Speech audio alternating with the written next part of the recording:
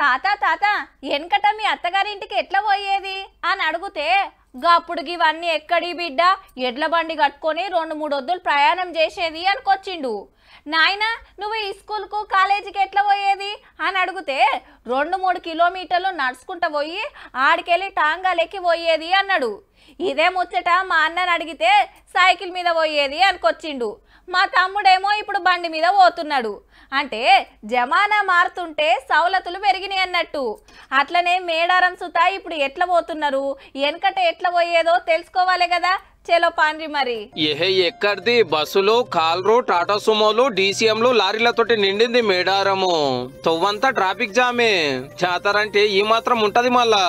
కానీ వెనకట ఎట్లుండేదో ఎరికేనా? మేడారం అంటే పెద్ద అడవి. తొవ్వ కాదు కదా, పిల్లబాటే మా ఎక్కువ.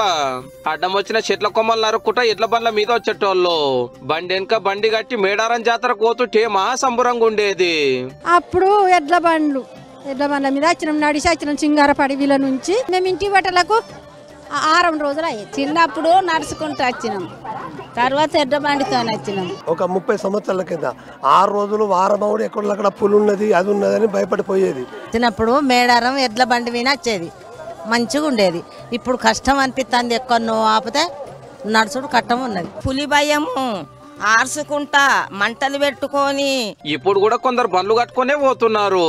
గీలూరు 80 కిలోమీటర్ల దూరం అయితే రాత్రి బండి కొడితే తెల్లారగట్ల మేడారం చేరుకున్నారు. అంత ఎట్లా బండి ఉండేది మాకు. ఎవరు కూర్చున్నా కానీ వాళ్ళ బండి కాడికి జెండా కట్టుకునేది, చేసుకునేది. అన్ని ట్రాక్టర్లు అయినాయి. ట్రాఫిక్ పోలీసు వాళ్ళు మా ఆయనను కొట్టిల్లు, తమ్ముని కొట్టిల్లు, నెట్టేసిల్లు.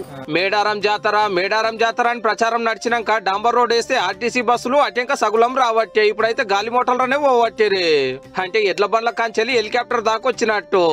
రేపు రైలు బండ్లు కూడా నడుపుతారేమో.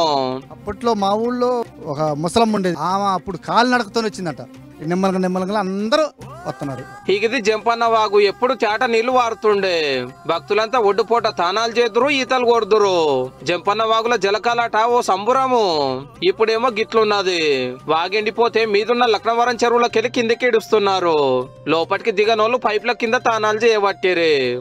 బండ్లనే వస్తాం, టూరిస్టులనే వచ్చి ఆవులకెళ్ళి సామాన్ వేసుకొని ఎడ్ల బండ్లతో కొయ్యల బండ్లు అలా బండ్లే తీసుకొని వచ్చాడు. గద్దెల చుట్టూర సలాకులు, జాతర టైంలో దూరంకెళ్లే దర్శనాలు, ఆత్రమాత్రం బెల్లం మొక్కులు. అప్పట్లో ఇవేం లేకుండే. తుర్తిగా అమ్మలం కొలుసుకొని ఒడి బియ్యం పోసేటోళ్ళు. కొందరైతే గద్దెల కాడనే నిద్ర చేద్దురు. ఆ గద్దెలు మార్చి మళ్ళా గద్దెలు కట్టిండ్రు. చిన్న ఉండే మొక్కి యాన్ని జలగొట్టి ఇంత పబ్లిక్ లేకుండా లైన్లు కూడా కట్టపోదు. ఒకప్పుడు ఉండీలు లేవు, భక్తులు వచ్చి ఆ కుండ వల్ల అదే ఉండేను. చిల్కల గుట్టకెళ్ళి సమ్మక్కని గిట్లా బయటికి తీసుకొచ్చేటోళ్ళు అంతా పూజారులు, గిరిజనులే. ముంగట డప్పు సప్పులు, శివసత్తులు. ఇప్పుడైతే చుట్టూరా పోలీస్ బాల్గాలు భక్తులను దగ్గరకే రానియ్యారు. ఇప్పుడు ఎస్పీ తుపాకీ వెలుస్తున్నాడు గాని వెనకట పూజారులే గాల్లెక్క కాల్చేటోళ్ళు.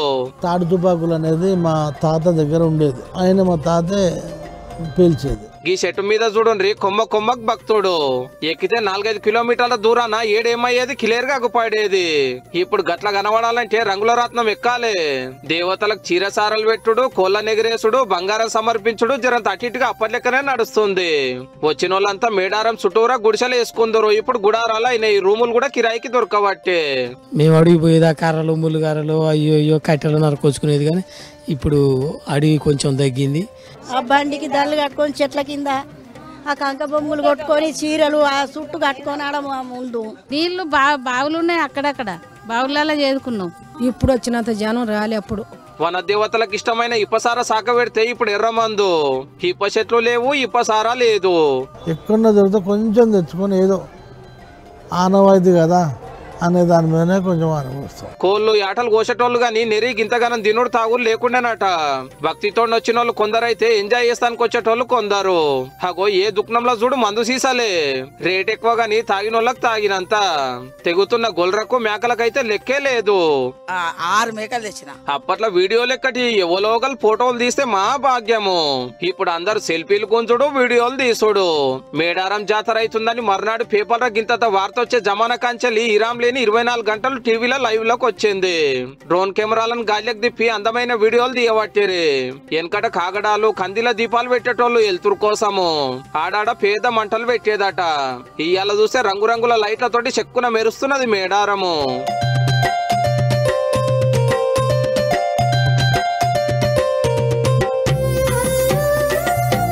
ఇదంతా చూసి ఇప్పటోళ్ళు మస్తుంది అంటుంటే అప్పటోళ్ళకి అదే నచ్చేదట. అప్పుడే మంచిగా ఉండేది.